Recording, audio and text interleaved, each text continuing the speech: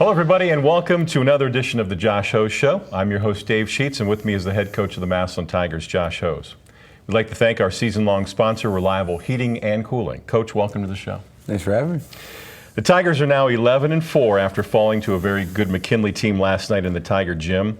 Coach, your team fell behind early, held a halftime lead, but eventually lost. It was an intense physical matchup. Tell us more. Well, I mean, you kind of said it. We played a really good second quarter. Defensively, offensively, we took advantage of some opportunities and got a lead at halftime. We knew that the second half, we knew they were going to come out with some heat. We knew that they were going to come out and be kind of amped up a little bit after having such a weak second quarter. Once they got it going offensively, I didn't realize until after the game they shot that well. They shot 9 of 11 on three-point shots. They put a lot of pressure on us that way because it just seemed like every time we get a little run going, they just hit another one. And they just hit another one. So we just couldn't close the gap once we got down. And, they had a huge third quarter. I think they scored 28 points. And so, they present, like I said to the reporters after the game, I said they present a lot of tough matchups for you because they have a really good guard like Kobe, and they have the Walker kid inside. So you have to, that help off of him. But then they also put these really good shooters outside that they play off of each other. So, and they got it going last night. They had 2 guys hit 4 threes. Who do you help off of? And so first half they missed some shots, and a lot of those shots were contested. That's the frustrating thing. Is like our guys are closing out and getting to them. But I mean, they're a good team. It's a great, I think it's a good measuring stick for us moving forward. Like, hey, we can play with that team, and we're right there. And I think, like I said to Mike Perini, a former Tiger, after the game, and he just said, hey, that game was closer than what the final score shows. And our guys battled the whole game. I mean, really, it was frustrating for them in the second half, and we just couldn't close that gap. But they never gave up. They kept fighting right to the end. And credit to McKinley, they played a really good game. And how about the atmosphere last night? The large crowd, the large student section, you had to feel that support coming from the stands. Yeah, it was reminiscent of back, when I played here. I remember we had some big crowds, some of those local games. We've been trying to schedule more local teams when it's been able to, like getting a Perry on the schedule, getting a Central back on the schedule. And those environments have been great. Even getting Louisville over there. Crowded, our people have been traveling well. We've been getting good attendance at home. It's been a really fun atmosphere at home. We're seeing more growth there, but because the guys I told them, I said, you guys are fun to watch. People want to watch you play. They want to get behind that. You guys play as a team. You guys move the ball. You guys get stops on defense. You dive on the floor. All those little things that people appreciate and they love to see that type of basketball. So I think that kind of factors into not just Massillon McKinley, but quality of the teams on the court, the quality of the athletes out there, and the style of play it's fun to watch. Well, let's go back a couple weeks. We didn't have a show last week, so you had 3 more games before that. Let's go back to the Central Catholic game on Friday night, a road win at Central. Going against my former coach, it was fun. Again, that's a gym that feels like there's probably 500 people there, but it feels like it's about 5,000. It's loud. It's a really good environment. I tend to see that we bring the best out in everybody, effort-wise and fans-wise. And we got Andrew's coming on here in a little bit, but we got some guys that have some pretty notable players, I guess, so to speak, from their accolades on the football field and some of the things that they're achieving off the field. So I think that brings people out of the woodwork to come watch us play and to challenge those guys. So, but had a really good game there, really good effort, and took a second half and right before halftime closed out the half really strong against Central and who lost in overtime to Perry last night. So, that win looks a little better after you seeing that they're capable of playing with anybody. That was on January 17th. Then on Sunday night, the 19th, part of Martin Luther King weekend, your Tigers beat Stowe in the Mercy Medical Classic. What do you remember about that game? I remember that game was very slow-paced. They came out, they were a little short-handed. Dave Close has been there 30 years, great coach. Slowed the game down, they have a really big post inside. They played through him. But our guys really, we adjusted. We played controlled. It's one of those weird games, like we were always, it was always a 5 to 6 point game or less. and but it never felt like we weren't in control in the second half. It just, we just needed to finish the game. It was one of those like, okay, we just need to get this game over with and get out of here. So our guys did a good job of getting that W. And those classics are really tough situations. They're really tough atmospheres because it's totally opposite of what we saw Friday night. It's totally opposite of what we saw the next night, Monday at Perry. There's very few people in the stands. There's no student section. There's not that electric atmosphere. So it's kind of hard to get up for that type of game. And yet, you want to schedule your team for some of those classics, right? Correct. Well, for us being an independent, they're very beneficial because it's one less thing that you have to one less game you have to schedule, and there's always an opportunity to play a pretty good quality opponent. So. I like to play in those, a handful of those a year. All right, now you mentioned Perry. So on Martin Luther King Day, January 20th, you lost at Perry. That was your team's third game in 4 days. Now, was it a situation where the team was gassed, or Perry is that good? Both. Okay. I don't think at the time I felt like we looked tired, but when you look back at the stats and we were 1-16 on threes, it's kind of maybe sometimes those longer shots start falling short, when your legs aren't there. And our guys played very hard on the defensive end, and they had to work really hard on Sunday night. So you turn around short rest, you go into a game with Perry, who was ready to play. I mean, again, their student section was electric. Ours was great. So couldn't ask for a better high school basketball atmosphere. And our kids, I mean, really didn't play great. I go back to it's a 4-point game with 1:32 on the clock left, and we get one of our best players, Jaden Stocks, taking a three at the top of the key. Shot we want, guy we want taking it, and it hits back over the rim. And if that goes in, it's a 1-point game. We have all this momentum. Andrew, Jaden, Darian, they had this great press rotations they were getting into. They were getting a lot of steals off of it, got us back in the game. We missed that shot, and then we hit the foul at the end there, and it being a 12-point loss. But really, that's a game we're right there. And so I think it's a product that Perry played really well, and we were a little bit fatigued towards the end. We just couldn't close that game out. All right, we'll talk more with Coach Hose, and we'll visit with the Tiger player in a moment. But first, this word from Reliable Heating and Cooling. There was a time when 10 miles to the gallon was acceptable. Today's 40-plus mile-per-gallon cars weren't even in the rearview mirror back then. Of course, this Lennox air conditioner wasn't on the radar either. It's solar-ready, the quietest, most energy-efficient air conditioner you can own. It's time to live in the now. Call Reliable Heating and Cooling for the most advanced technology in heating and air conditioning. When you're ready to live in the now, call Reliable Heating and Cooling. Lennox, air is life. Make it perfect.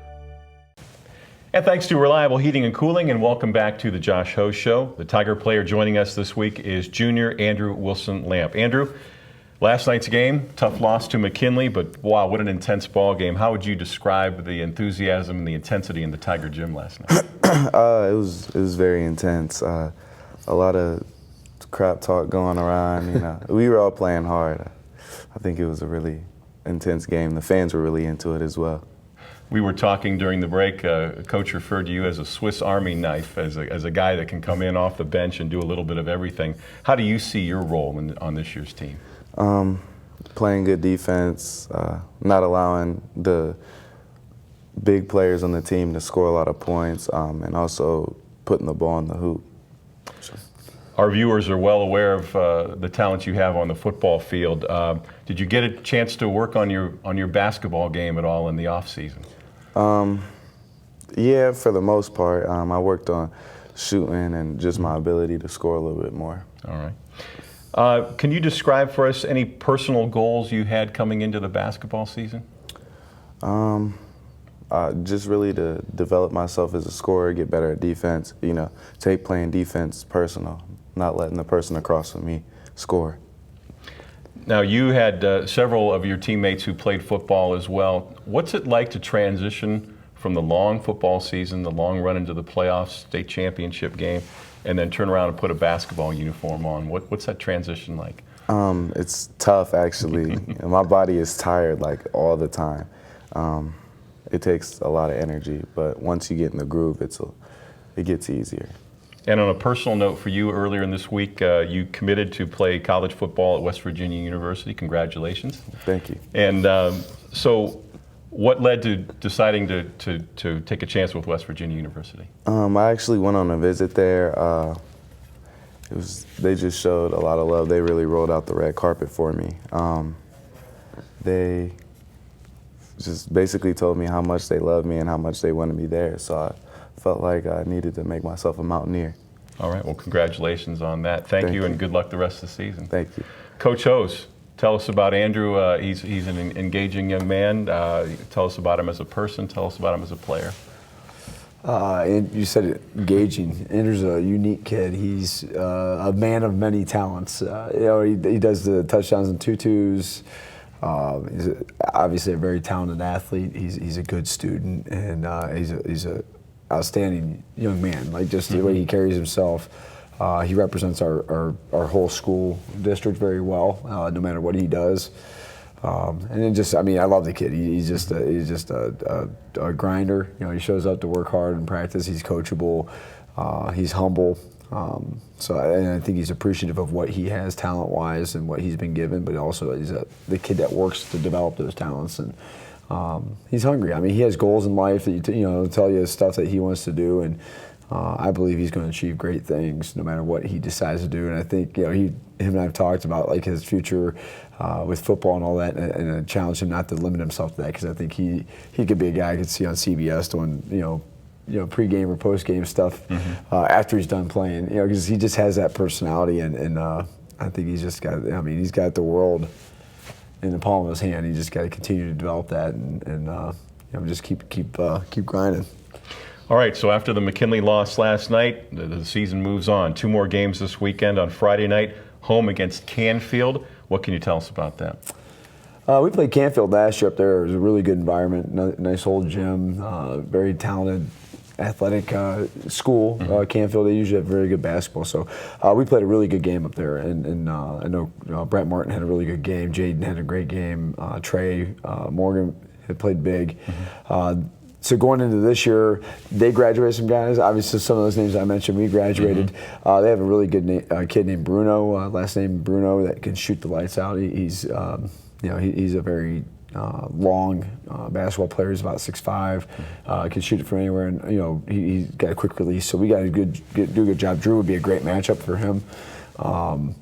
And then they got a bunch of other guys that just know how to play the ball well together. They play up there. They play Warren. They play Cheney. They play some teams that we've played. So I don't know their exact record, but I know they've been probably around that 10 wins on the season. So we got to play well.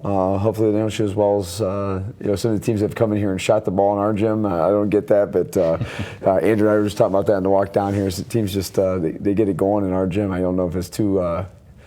I don't know if the rims are too soft or what it is, but yeah, they're a good team, and we're gonna have to play a good game on Friday. But it's a great opportunity for us to bounce back from our frustrating Tuesday night game. So that's the best thing about basketball season. You don't have to wait a whole week. You get a couple of days and you get to play again. So our guys will be ready to go. Saturday night is the Costa Cufas Classic. Tell us a little bit about that, and then your opponent, Copley. Copley, got to see them play against Cheney, actually. They played 2 weeks ago. And they have 2 really young, talented kids that are playing for freshmen. So that's kind of a team that you're unsure what you're going to get, because those young guys, they're just not experienced enough. Sometimes they play really well. Sometimes they struggle. And play like freshmen. So we're going to have to come in. It's going to be one of those odd environments. We're playing the 8:30 or 7:30 game now. They moved it up. We played the last game, and our thing is like kind of like the Mercy Medical Classic. Or, we got to come in and we got to create our own energy. We got to, just go out there and compete. And again, I think that's a big one because it's our last one before the seeding starts. And we told the guys that last night. Like the McKinley game, obviously that was one we wanted, but we got to get these next 2 because tournament's coming up, and to go into the tournament 13-4, and as we were talking in the break, a very tough district. I think that 3 of the top 10 teams in the state are in our district. We need to put a good effort into this weekend and give ourselves the best possibility to get a good seed and then go from there. So you sit at 11-4. You're now about 2/3 of the way through the regular season. Over the last third of the season, what are the areas you want to see your team improve in the most? I think execution and just we as coaches got to do a better job in practice of just getting more shots up. I think we're hitting that point in the season where shooting is really important, and guys' legs maybe are leaving them a little bit. So we got to get some shots up and make sure we're getting quality practice time in with that. So I'd like to see us improve there.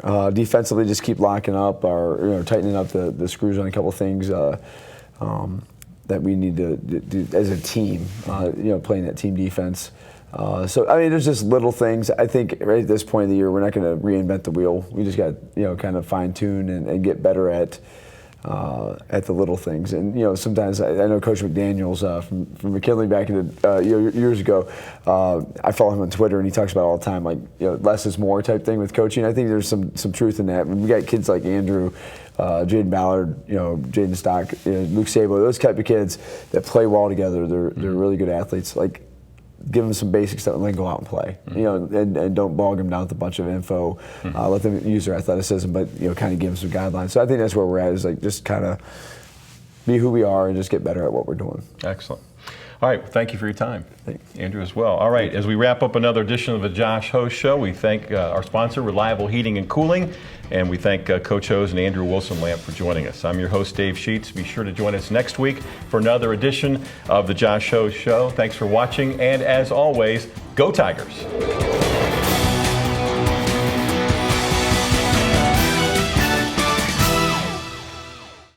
Massillon City Schools is proud to have one of the top career technical education programs in the state of Ohio, recently receiving a #1 ranking of the 93 districts in the area of achievement. Our career technical education department offers 14 pathways preparing students for college and careers. All students have the opportunity to participate and compete in their career technical student organization, as well as obtain valuable experience in the field while earning aligned industry credentials and/or college credit in high school.